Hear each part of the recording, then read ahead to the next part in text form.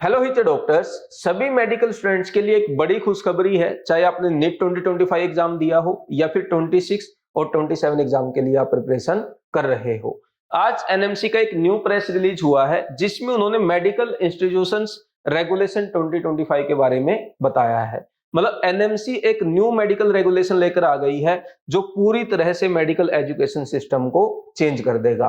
क्योंकि अभी तक जितनी भी हर्डल थी, चाहे आपकी न्यू एमबीबीएस सीट ऐड करने को लेकर हो या फिर न्यू मेडिकल कॉलेज ओपन करने की प्रोसेस को फास्टर करना हो और फिर फाइनली वहां पर फैकल्टी की हायरिंग प्रोसेस, ये सारी हर्डल्स एनएमसी ने इस एक सिंगल रेगुलेशन से रिजोल्व कर दी है। तो ये कैसे आपकी MBBS seat, new MBBS seat add करने की प्रोसेस को फास्टर करेगा, कैसे आप लोगों को इससे बेनिफिट मिलेगा, वो हम इस वीडियो में डिस्कस करेंगे। तो आपको चाहे नीट 2025 काउंसलिंग में पार्टिसिपेट करना हो या फिर आप आगे नीट 2026 2027 का एग्जाम देने वाले हो, सबके लिए वीडियो काफी इंपॉर्टेंट है। आप वीडियो को एंड तक देखें। अब भाई देखो, सबसे पहले फर्स्ट पैराग्राफ में कुछ आपके लिए इंपॉर्टेंट नहीं, बस इन्होंने बताया कैसे कौन ये करता है। दूसरा पैराग्राफ हमारे लिए इंपॉर्टेंट है, यहां पर आपको पता भी चलेगा गवर्नमेंट का विजन क्या है। तो यहां क्लियरली लिखा है कि the central government announcing a vision to add 75,000 new medical seat over the next 5 year.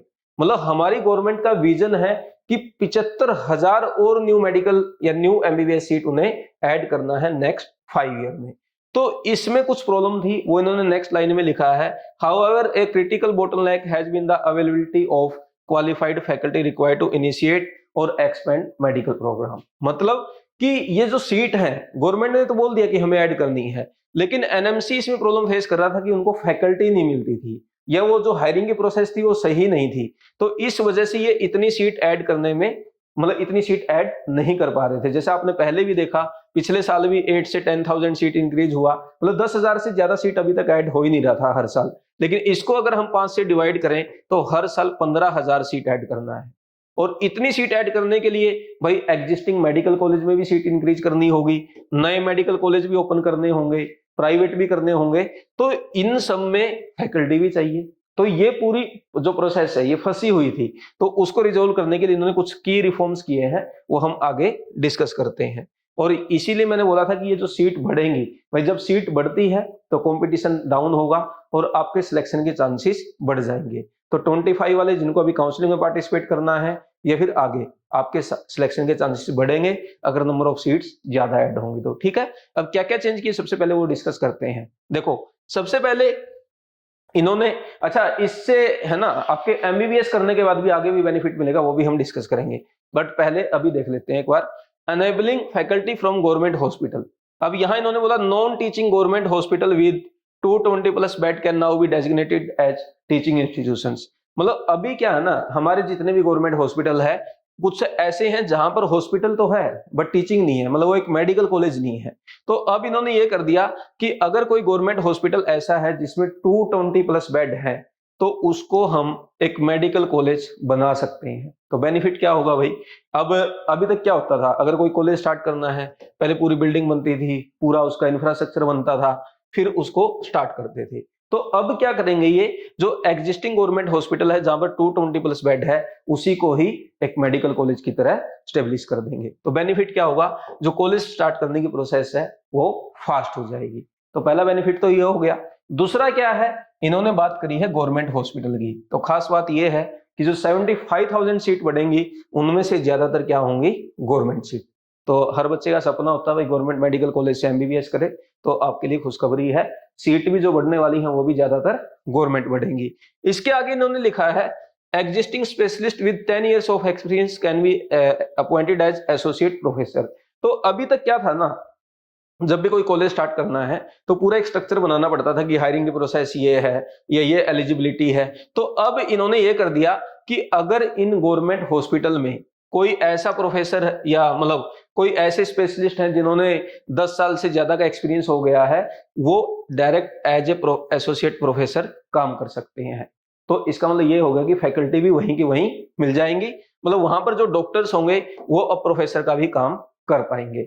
और क्या बेनिफिट है भाई, अब इस डॉक्टर के पास क्या है, प्रैक्टिकल एक्सपीरियंस भी है और बुकिश नॉलेज भी है, तो दोनों आपके काम आने वाली है। प्रैक्टिकल भी ये बता पाएंगे और बुक वाली भी आपको नॉलेज दे पाएंगे। तो ये भी आपको बेनिफिट मिलने वाला है कि जो क्वालिटी ऑफ टीचिंग है वो भी यहाँ पर अच्छी होगी।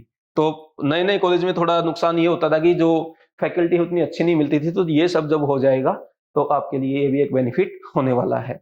इसके आगे इन्होंने कुछ एक्सपीरियंस की बात करी है।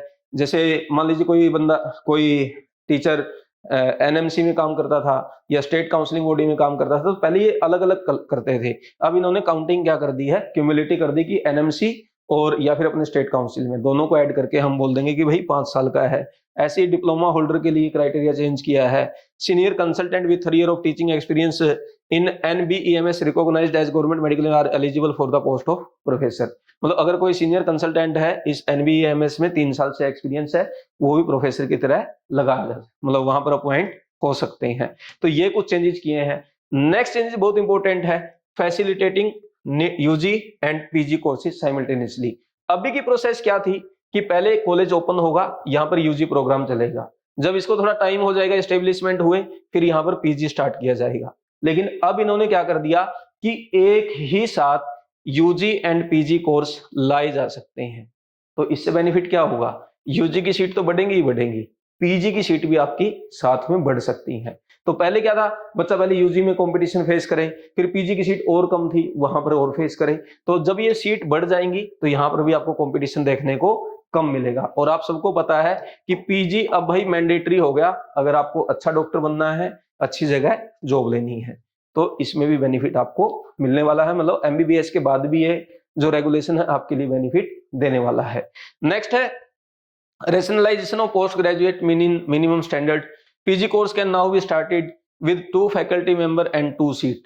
तो पहले का क्राइटेरिया अलग था कि अर्लियर रिक्वायरमेंट ऑफ 3 फैकल्टी, एक सीनियर रेजिडेंट, मतलब 3 फैकल्टी मेंबर चाहिए थे और एक सीनियर रेजिडेंट चाहिए था। लेकिन अब इन्होंने क्या कर दिया कि ओनली 2 फैकल्टी और 2 सीट से भी स्टार्ट किया जा सकता है। जैसे मान लीजिए कोई एक स्पेशलिटी है, उसमें 2 प्रोफेसर और 2 सीट से हम स्टार्ट कर सकते हैं, पहले यहाँ पर 3 चाहिए था।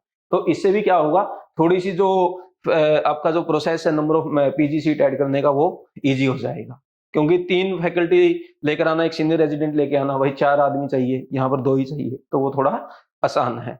Broader eligibility for super speciality, इसमें भी इन्होंने कुछ चेंज किया। जैसे कुछ लोग एमडी करते हैं, उसके बाद फिर डीएम करते हैं, इसमें इन्होंने चेंज क्या कर दिया। पहले क्या था कि मान लीजिए किसी को न्यूरोलॉजी में करना है डीएम, तो इसके लिए हो सकता है ओनली मेडिसिन में जिसने एमडी किया हो वही एलिजिबल हो। और अब इन्होंने क्या कर दिया हो, साथ में कुछ और स्पेशलिटी ऐड कर दी हो, जैसे पीडियाट्रिक्स या कोई दूसरा स्पेशलिटी डाल दिया हो कि ये दोनों लोग भी न्यूरोलॉजी कर सकते हैं। तो ये भी बच्चों के लिए आसान हो गया है ना। तो जो आपकी सुपर स्पेशलिटी करने में भी आपकी हेल्प करेगा। नेक्स्ट है, और टीचर को इन्होंने इंक्रीज करने के लिए भाई फैकल्टी ज्यादा से ज्यादा रहे, expanded use of MSc PhD faculty. In addition to anatomy, physiology and biochemistry, Department of Microbiology and Pharmacology can now appoint faculty as with MSc PhD। मतलब किसी के पास अगर MSc और PhD की क्वालिफिकेशन है, तो इन 2 जो डिपार्टमेंट है इनमें भी आप एज ए फैकल्टी काम कर सकते हैं। पहले 3 ही डिपार्टमेंट थे, तो इससे भी क्या होगा, फैकल्टी की हायरिंग इजी होगा, नंबर ऑफ फैकल्टी ज्यादा अवेलेबल होंगे। क्योंकि सबसे बड़ी प्रॉब्लम ही ये बना हुआ था कि कॉलेज भी बना देंगे लेकिन फैकल्टी कहां से लाएंगे, तो उन प्रोसेस को इन्होंने थोड़ा सिंप्लीफाई किया है। Higher age limit for senior resident, पहले इसका एज हायर सीनियर, मतलब इसकी जो लिमिट थी, एज लिमिट मैक्सिमम वो 45 ईयर्स थी, अब इसको बढ़ाकर इन्होंने 50 कर दिया है, तो इससे भी आपको बेनिफिट मिलेगा। इक्वलेंस फॉर ट्यूटर डेमोन्स्ट्रेटर, मतलब बाकी ये सब काम का नहीं है। ओवरऑल हमारा डिस्कशन हो गया कि भाई नंबर ऑफ सीट्स बढ़ने वाली हैं, यूजी में भी बढ़ेंगी, पीजी में भी बढ़ेंगी। जो नए मेडिकल कॉलेज ओपन करने की प्रोसेस है वो फास्टर हो गई, ज्यादा से ज्यादा मेडिकल कॉलेज खुलेंगे। अभी तक अगर 8-10 हजार सीट खुल रही थी, तो अब वो और ज्यादा बढ़ेंगी, तो ये बेनिफिट आपको मिलने वाला है। तो अब जिन बच्चों को नीट 2025 काउंसलिंग में पार्टिसिपेट करना है, भाई आपके लिए खुशी की बात है, सीट बढ़ेंगी तो आपका कंपटीशन कम होगा। जो बॉर्डरलाइन स्टूडेंट है उनको एमबीबीएस मिलने के चांस होंगे। अब थोड़ा सा ध्यान आप ये रखना कि सेकंड राउंड, थर्ड राउंड में इसमें हो सकता है ज्यादा सीट और ऐड होके आए, तो कई बार बच्चे फर्स्ट राउंड में ही बीडीएस ऑप्ट कर लेते हैं कि हमें मिलना तो है नहीं। तो आप थोड़ा सा वेट करना, सेकंड थर्ड राउंड तक, हो सकता है इसी साल से ये नंबर ऑफ सीट बढ़कर आने लग जाए, ठीक है। दूसरा, जिन बच्चों को 26, 27 के लिए प्रिपरेशन करना है, भाई आपके लिए तो ये मोटिवेशन है, पहले ही बता दिया गवर्नमेंट ने कि और ज्यादा सीट हम ऐड करने जा रहे हैं। तो आपके लिए तो बहुत ज्यादा खुशखबरी है कि 1 साल पहले ही आपको ये बात पता है, तो आप और ज्यादा मेहनत करें। अगर आपने अभी भी स्टार्ट नहीं की प्रिपरेशन, स्टार्ट कर दें।